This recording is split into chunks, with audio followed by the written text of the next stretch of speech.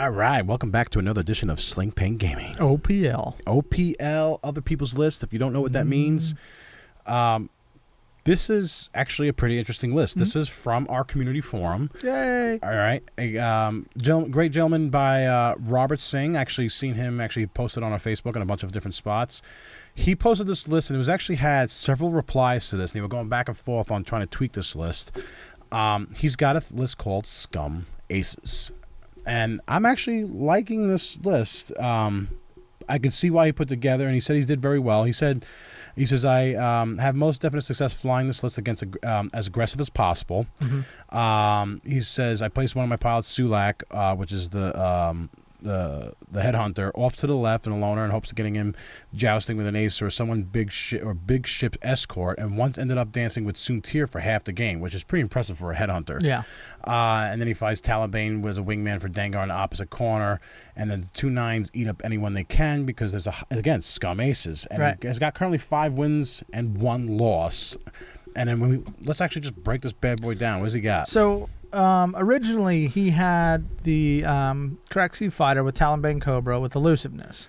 Which you don't see a lot of elusiveness on that. No, you don't. I'm pretty sure it's from the original. Millennium Falcon expansion, TIE Interceptor expansion. So it's when defending, you may receive 1 stress token to choose 1 attack die. The attacker must reroll that die. If you have at least 1 stress token, you can't use it.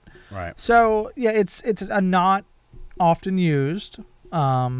Because you're giving yourself a stress for a chance that they might not hit you. Right. It's not a guaranteed. But Talonbane's ability is when you're in range 1.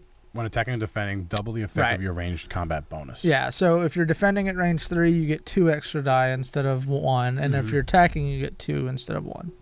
Extra. Excuse me. Right. Yes. Yep. Which is actually when Talonbane came out, you played him a lot too. You actually had a lot of time. He's a nasty ace, but the only problem with him he's expensive. He's expensive, and he doesn't have a lot of positioning ability for an ace. Right.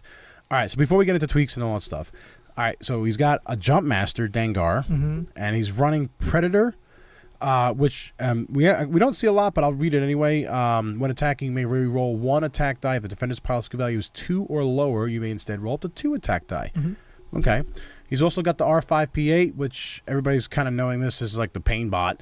Once per round after defending, you may roll 1 attack die. On a hit result, the attacker suffers 1 damage. On a crit result, you and the attacker suffer 1 damage. And then he's got the Punishing 1 title, which basically increases his primary weapon by 1. And what has he got? What's the last ship he's got? So he's got the Z95 Headhunter with Andrew Suhlak. Actually, you said that perfectly, I think, because I was going to butcher the heck out of that name. Okay. I always butcher that name. And so that pilot ability is when attacking, if there are no other friendly ships at range 1 to 2, you roll 1 additional attack die. Which is nice. So yeah, so each one of these ships is getting additional attack dice, which is nice. And then Lone Wolf is letting him reroll dice if nobody friendly is range 1 2. You re-roll your blank results. Yep. I like the list. It's a great combination. I kind of see what he was trying to do with this list. It's all aces, and they're all going to go do their thing, and they're just going to try to rip stuff up and try to and shield, throw out a lot of dice at them, sling a lot of dice. Yeah, so there's been a lot of back and forth on the ARA forums. So tweaks. Yeah, so just asking what people would like to tweak. Right. A lot of people were saying drop the Cobra and add something else. Your immediate reaction was, let's drop the Cobra. That's 30 points. So let's throw a Hound on there. Yeah, which some Hound love. I kind of agree. That's 12 total hit points versus 9. So that's another attack. Yeah, and it's also with the 180 firing arc with 3 attack dice. If you throw the Hound and, like you said, maybe throw a Boba Fett crew on that, that's 30 1 points. Extra point, or something else, either a 4-lom. You're already using Zuckuss, so I mean, and it's great for a blocking too because it's low in skill value pilot. It's big. It's big, and it's got the 180 firing arc, and it shoots 3 dice natively and the 180 firing arc. A lot of people also, when they see a Hound, they want to go for it. They want to go for it first because it's beefy, and they got to take it down. But for 30 points, it's just like a Talonbane Cobra, so you're not losing much. And if they only take half of that ship, it's only 15 points. Right. So it actually might help you from an MOV point. If you, let's say, towards the end of the game, and you still have 6, you have a shield left. You actually still get, they don't get the they don't get the 15 points. They only get the 30. Rephrase that. What are you trying to say? See what I'm working with? See, yeah, exactly. I'm losing my mind. So let me rephrase that. Because it's a large base ship, you have to attack half. You have to get half. You have to destroy half of it. Destroy it to get half the points value of that so it's ship. like it's 2 ships. Right. So if they don't get to the halfway mark, because they don't get any points. They don't get no points. So that's huge. So they have to deal 6 damage to it. And worst the case, Houndstooth. if they do get half, it's only 15 points. Right. So it's actually I like that. Instead of 30 for destroying your ship. Right. Smaller ship. Just a thought. Yeah. And then you can say if you throw Boba Fett on that, you roll a crit. You know, it might help you take out a... Now, we realize that gets away from the whole ace feel, but then again, look at most ace lists. They don't always have all aces. They usually have one small, or not necessarily small, but lower skill value pilot just as support. And usually it's mostly for blocking, you know, and if you have a large base ship, blocking's fun with that. Mm-hmm. Yeah, so that's an option. It's just a simple one. Some people were saying getting rid of Dengar in the comments that were the list. I actually like Dengar, but people are afraid to shoot at Dengar most of the time with his pilot ability. Yeah, they're like, oh, and I'm guilty of it. The first major tournament I went to, I went up against Dengar, and I'm like, you know what? I'm not gonna attack because I don't want you shooting back at me twice. Yeah, I'd psych myself out. Yep. But I like keeping Dengar because of that exact ability. But instead of Predator, I might want to put PTL on him. Push the limit, because now you can potentially get you can do the barrel roll and potentially get a focus or a target lock or whatever. So you can get some additional dice modification out of it. And because of the way the dial is, all 1s and 2s to the left are and straight 1 and 2 is all green maneuvers, so you can relieve that stress a lot. Very easily. I mean, you're a little bit predictable, but at the same time, who cares? Yeah, you're a 9. You're a 9, and you're going to go last, and potentially you can, if you do a 1 or 2 speed maneuver, and if they shoot at you, you get to shoot back. Yeah. And you've already shot at him once. Yeah. So I like Dengar. I probably put Push the Limit on it.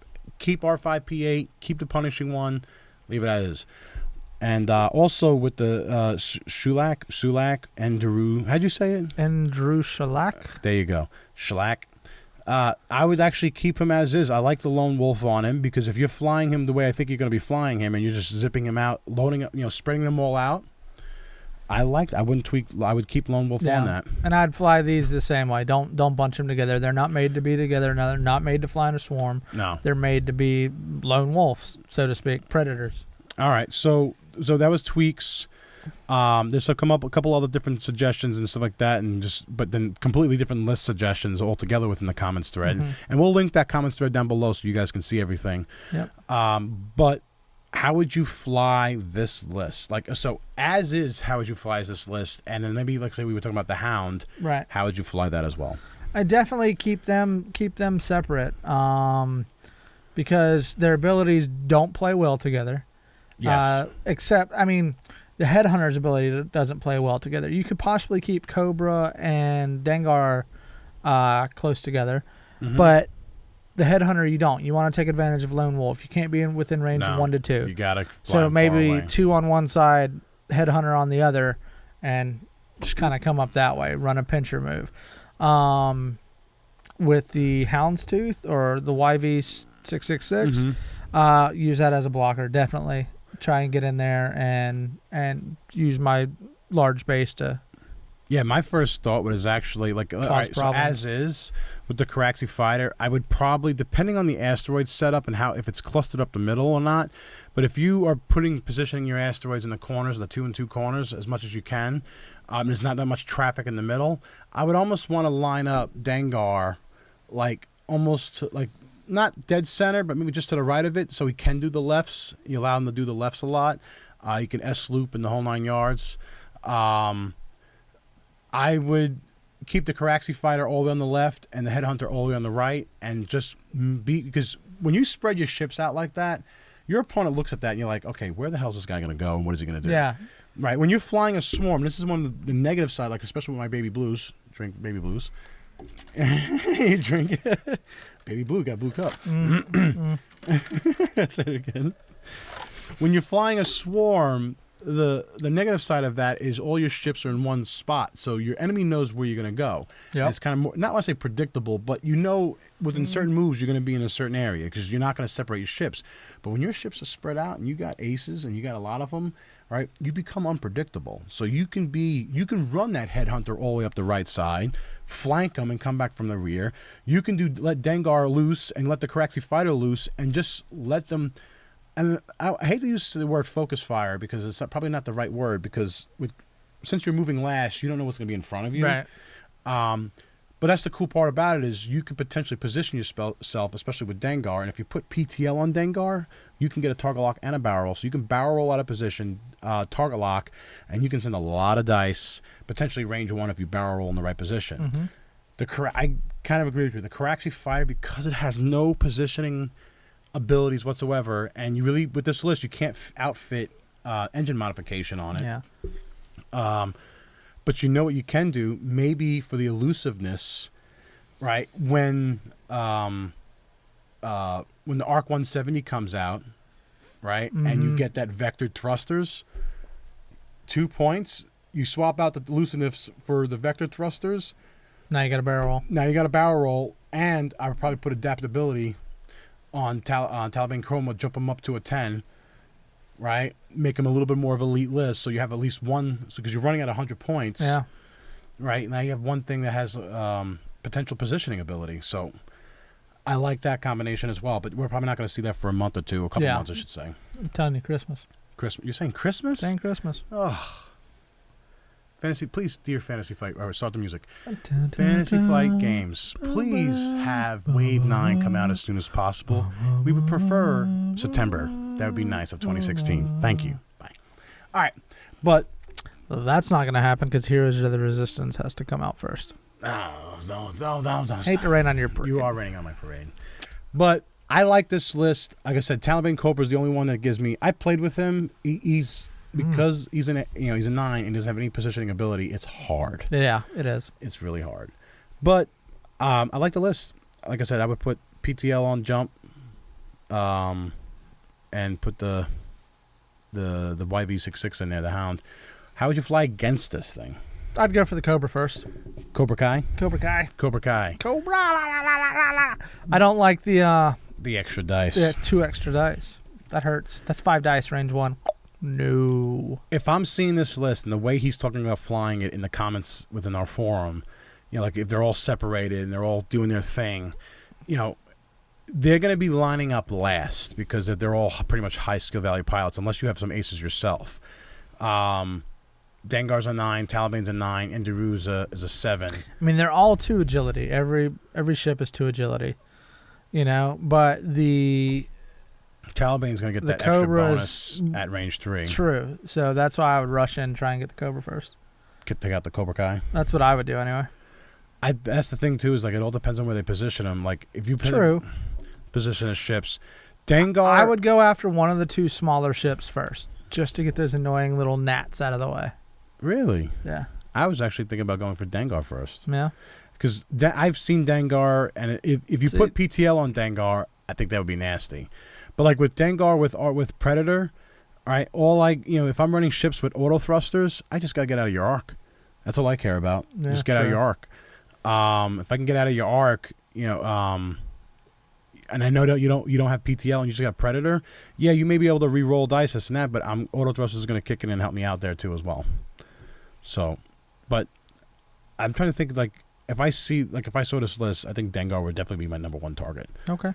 But you would actually go for the Kihraxz fighter Yeah, I think so. But they have no positioning ability. Like you kind of, it's almost, exactly. I can catch them really easily. That's true. Yeah, I didn't think about that. And I'm looking at the Kihraxz fighter. They don't have the 1 straight, but they have the 1 hard turn, which is actually pretty nice. It is. You've got me that on a couple times. Oh yeah, you can just go. Yes, circle right around real fast. Like pulling an e-brake. Pulling an e-brake. It's like every time I think of pull an e-brake in space, I always think of the Spaceballs movie of yep. What's the not Lone Wolf ship? What's his name? Star? Lone Star. Thank you. Lone Star ship. What was the name of that ship they called it? The RV thing. Yeah. But when they do the turn and you in space, yeah. that's awesome. All right. how would you guys tweak this list? How would you fly this list? How would you guys fly against this? Leave it in the comments below. And while you're at it, go to the forums on slingpaint.com. Check us out on Facebook. Yes. .com/slingpaint. Twitter and Instagram as well. And our stores. Stores. Yes. Check out our store, Tokens of Love and Shirts of Love. Lots of love. And, of course, not last but not least, make sure you hit the subscribe button below. That tells you guys love us and you like what we're doing. Yep. And watch our next video. Yes. Oh, and check out the little cards right above Nims's head. If you click that little exclamation point icon, that will show you lead you to some other videos that we are doing and that we think that you guys might like. Yeah. That. Bye. See you next time.